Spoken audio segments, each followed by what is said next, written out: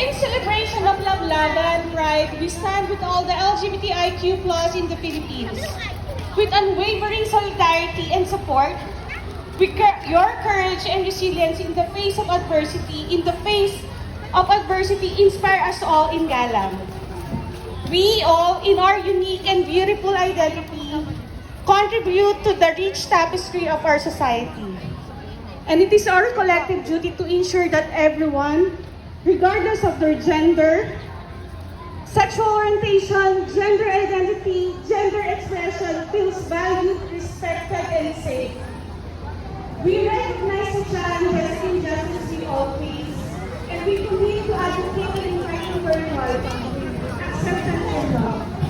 Together, we will continue to fight against discrimination and prejudice. Kasi halimbawa, pag tumaas yung presyo ng bigas, tayo ang queer community ang ba apektado? Hindi, lahat. Lahat. So, yun ang muli mula sa Galang Philippines. Oo nga. At gusto rin naming mag-hingi ng mga... Pride! Sabihin happy equality, happy pride! Parang kailangan pa natin mas lakasan ang boses natin. Lesbians, bi, queer, women, and trans men, happy pride! Happy equality! Yes! Tibo, QC. Okay, narinig na natin. In the way for greater esteem, rights and protections. While these are huge contribution, we join the demand of an Equality Alliance to pass the SOGI Equality Bill. We affirm that every person has the right to be proud of who they are. Let us continue to support each other, uplift one another, and work towards a world where love and peace is the norm. Maraming salamat and happy Pride. Wes, may spill din ako. Okay. Hindi, gagayahin nyo lang yung sasabihin ko. Happy Equality Day. Okay, so lalaksan natin Happy Equality Day. In 3, 2, 1. Happy Equality Day! Parang wala masyadong energy. Kaya pa yun eh. Go, Ulitin partner. natin, kailangan mas malakas dahil maaga pa, mahaba pa ang araw na to. Happy Equality Day. In 3, 2, 1. Happy Equality!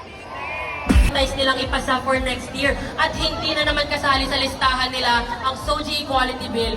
This hip-hop group is behind the song SST, Sandal, Lisan.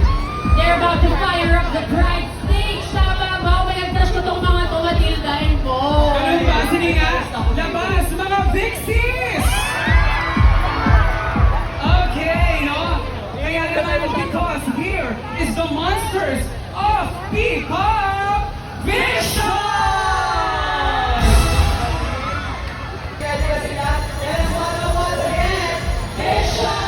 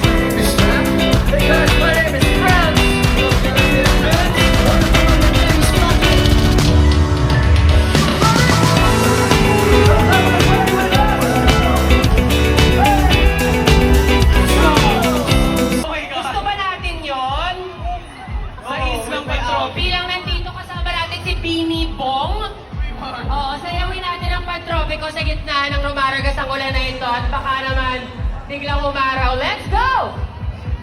Hindi lamang sa lahat ng mga platforms nagpe-penetrate tayo no, sa kung ano man yung mga Penetrate? Oh my God. Penetrate sa anumang avenues, spaces, lalong-lalo na sa usapin ng musika. Eh, pinapalaganap din natin ang ating kwento. Napakahalaga, no, ng musika sa pagpapalaganap ng ating advocacies. Do you agree? Of course! We all agree at hindi natin sila makakasama ngayon pero may isang kanta ng bandera ng mga bakla at mula noon ay hindi natutuba. At isa sa mga sumikat niyang kanta ay may ituturing na isa, Pinoy Gay Anthem. Ay nagkaroon ng bagong kahulugan mula ng buong puso niya ipinagmalaki ang kanyang anak na miyembro ng LGBTQIA+ community. At wala nang mahabang intro-intro para makipaglaban sa atin ngayon. Please welcome Glock